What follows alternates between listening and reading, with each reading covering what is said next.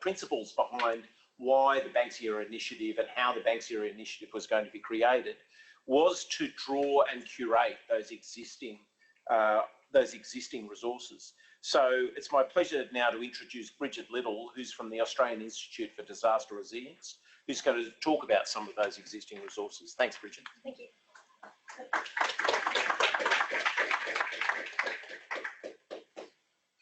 Okay, so I'm going to talk about our Education for Young People program at the Australian Institute for Disaster Resilience.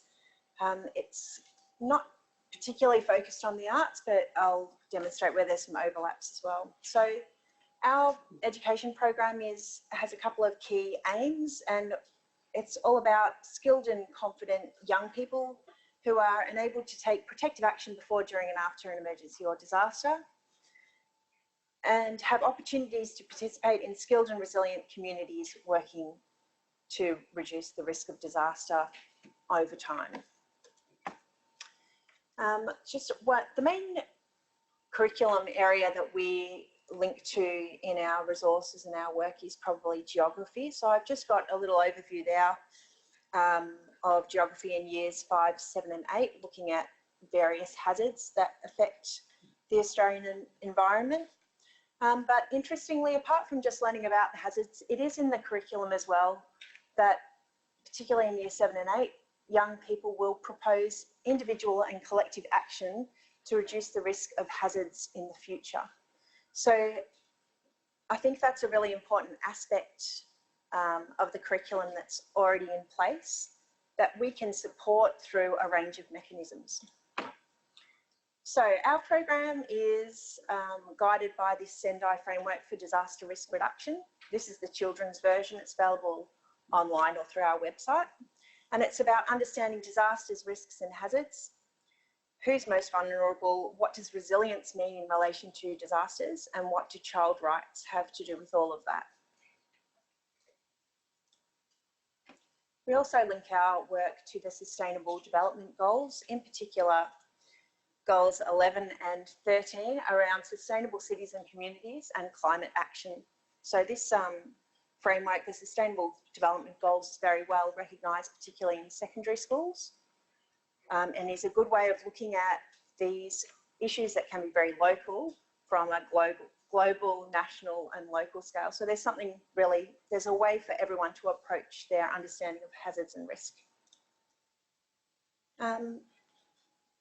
The last of the Sustainable Development Goals is Goal 17, Partnerships for the Goals. So you can see a little bit to the right of the screen there around what that might mean. So trying to achieve the Sustainable Development Goals is all about people working together, and also about the role of young people within the community, but also different community groups. So one of the initiatives that the Australian Institute for Disaster Resilience is working on this year, alongside a range of partners, is to do a consultation with youth and young people around climate change and disaster risk reduction.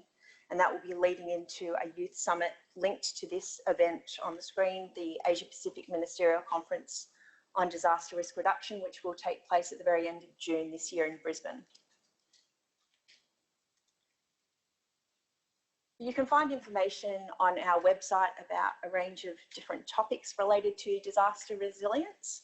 And just to clarify, when we talk about disaster resilience, it's around not just being able to cope if and when a disaster occurs, but reducing the risks before, during and after an emergency or disaster as a means of becoming more resilient. So you might be reducing your risk, for example, through a social and emotional learning program, because when you're impacted by a really difficult situation, you'll have some strategies to draw on.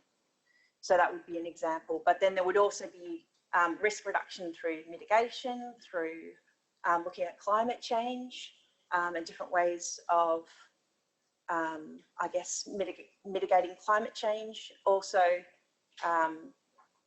activities that might be linked to infrastructure around hazard risk, but also those really important community connections that we hear a lot about, facilitated through art as well.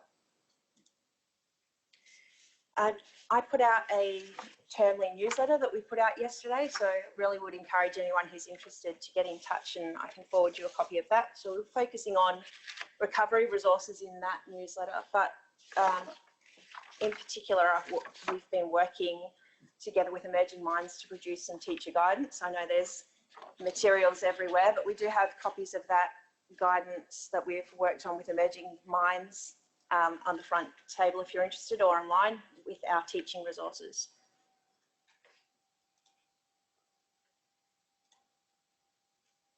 So I'm just actually going to leave it very short today, just to say that we are certainly looking to support any schools who want to work with us around hazard learning and disaster risk reduction.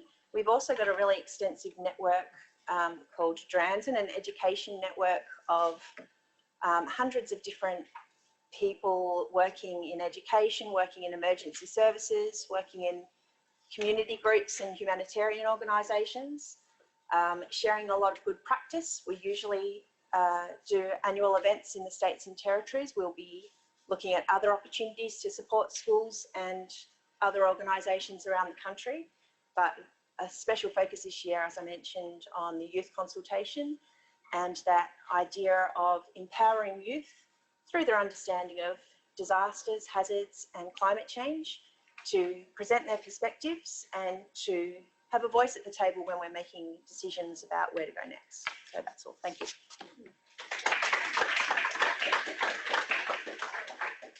Thanks, Brigid. Just a reminder, we've had some fantastic comments online, but if you want to ask a question,